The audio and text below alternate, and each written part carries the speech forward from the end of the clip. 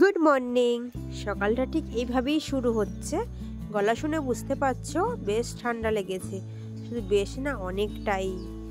সবে জ্বর হয়েছিল, এই জ্বর থেকে উঠলাম 2 দিন হলো। তো এর মধ্যে শরীরের কন্ডিশন কেমন হতে পারে বুঝতে পারছো। পাগুলো এত পরিমাণে কনকন করছিল, আগে তো মোজা অতটা পরতামই না, এই পাকে বাঁচানোর জন্য এখন মোজা পরেও সবসময় থাকতে হয়।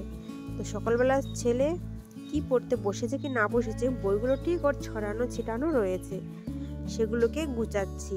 আর সোয়েটারটাও খুলে ফেলছি, কারণ স্নানের টাইম হয়ে এসেছে। এগুলোকে আস্তে আস্তে পরিষ্কার করতে হবে।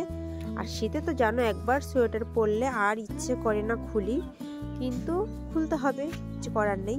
তো জ্বর এখন অনেকটা যেহেতু ভালো আছি, তো এখন স্নান পানি সবই করব। এই কয়েকদিনও স্নান করেছি খুব হালকা জল দিয়ে, মাথাটাকে বেশি করে ধুয়ে নিয়েছি। তো যাই হোক, আজকের ভিডিওতে অনেক কিছু হতে চলেছে। আনন্দ মুহূর্তে আমাদের আনন্দটা আর আনন্দ থাকে না, সব সময় এটা আমার সাথে হয়। আমি কোনো কিছু নিয়ে না মন খুলে আনন্দ করতে পারি না, কিছু না কিছু একটা বিপদ ঠিক চলে আসবে। তো আগের দিনই দেখলে একটা স্কুটি এনেছে, সেই নিয়ে সবাই মিলে হই হুল্লোড় করেছি, ঠিকই খাওয়া দাওয়া হচ্ছে, সবই হচ্ছে, কিন্তু শরীরের অশান্তিতে কোনো কিছুই ভালো লাগছে না। তো আজকেও সেরকমই মেনুর আয়োজন। তো আজকের মেনুতে আরও কি কি আছে সবটাই সারপ্রাইজ, চলো দেখতে থাকো। তো যার আগে বিছানাগুলো পরিষ্কার করে নিই। তাও স্কুটিটা কালকে এনেছে, ওটাকে একটু ঠাকুরের প্রদীপ দেখাতে হবে। তো যাই হোক, চলো এইভাবেই চলছে। আরও কি কি হচ্ছে না হচ্ছে সবটাই তোমাদের সাথে শেয়ার করব। তো বিছানাটা পরিষ্কার করে নিয়েছি, আর এখানে 2-1টা স্টল, অভয়ের জামা প্যান্ট রয়েছে, এগুলোকে একটু গুছিয়ে আমি সাইড করে সরিয়ে রাখবো। ঘরটার সত্যি বলছি অনেক খারাপ অবস্থা হয়ে রয়েছে, গুছাতেই পারছি না।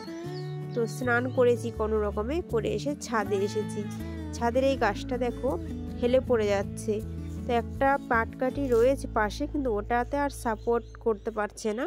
তো আমি আরেকটা কিছু দিয়ে ওটাকে দাঁড় করিয়ে গাছটাকে একটু শক্ত করে দেওয়ার চেষ্টা করছি। গাছটা এখন ফুল ফোটার সময়, এখন যদি গাছটা না শক্তি পায়, না সোজা হয়ে দাঁড়াতে পারে গাছটা, তাহলে ফুলটা কি করে ফুটবে বলো। এই দেখো কতগুলো কলি এসেছে, যখন ফুটবে না একসাথে অনেক ফুটবে, আর এখন ফুটছে না তো একটাও ফোটেনি। তো যাই হোক, এইখান থেকে এই ফুলগুলো নিয়ে আমি যাব পুজো দিতে। এই যে গাঁদা ফুলগুলো দেখছো, সেদিন অভয় এসে এই ফুলের মধ্যে এমনভাবে কিসি করেছে, ওই ফুল দিয়ে আর পুজো দেওয়া যাবে না। তো আমি এই ফুলগুলো নিয়ে পুজো দেবো।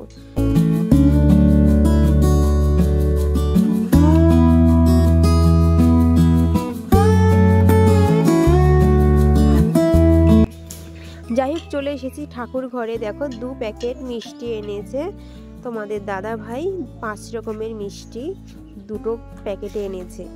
তো ঠাকুর পুজো দিয়েছি, এবার এসেছি স্কুটিটাকে একটু ধূপ ধুনো দেবো, একটু গঙ্গার জল ছিটিয়ে দেব, যেটা আমাদের হিন্দুদের রীতি রেওয়াজের মধ্যে পড়ে। আমরা যে কোনো জিনিস সবসময় ঠাকুরকে না ডেকে, ঠাকুরকে না দেখিয়ে, ঠাকুরের ধূপ ধুনো ফুল না দিয়ে আমরা সেটা ব্যবহার করতে পারি না। বা ঠাকুরকে যে কোনো জিনিস আমাদের আগে ঠাকুরকে কাজে লাগাতে হয়।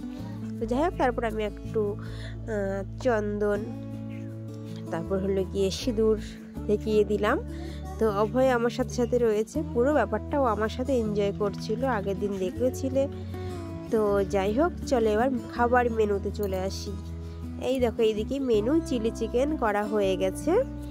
তো সব কাজে আমরা সবাই মিলে অংশগ্রহণ করেছি, কিন্তু ওই যে শরীর ভালো নেই বলে কন্টিনিউ ভিডিওটা চালিয়ে যেতে পারিনি।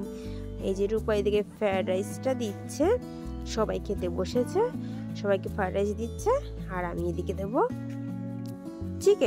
Chilli chicken. তো যাই হোক, চলো এইভাবে আজকের ভিডিওটাও শেষ করব। আজকেরও একটা ছোট্ট ব্লগ, কিরম লাগলো বলবে অবশ্যই। আর এই দেখো চিলি চিকেনটা খেতে কিন্তু টেস্টি হয়েছিল। তো আমি দুপুরেই শুধু খেয়েছি, রাতে আমি আর খেতে পারিনি, কারণ এসব জিনিসগুলো না আমি আবার বেশি খেতে পারি না। এই সমস্ত টাইপের যেসব মেনুগুলো হয়, চিলি চিকেনটা আমার বেশিরভাগ হলো কি রুটি দিয়ে ঠিক আছে, ফ্রায়েড রাইস দিয়েও ঠিক আছে, তো একবেলাই ঠিক আছে। তো যাই হোক, চলো ভিডিওটা তার শেষ করছি। আর হ্যাঁ, সবাইকে হ্যাপি নিউ ইয়ার। তো সকলে ভালো থেকো, সুস্থ থেকো, দেখা হবে নতুন একটা ভিডিওর সাথে। চলো টাটা। আর হ্যাঁ, সকালে কিন্তু একটা লাইক করে দিও, নতুন হলে চ্যানেলটাকে সাবস্ক্রাইব করে নিও।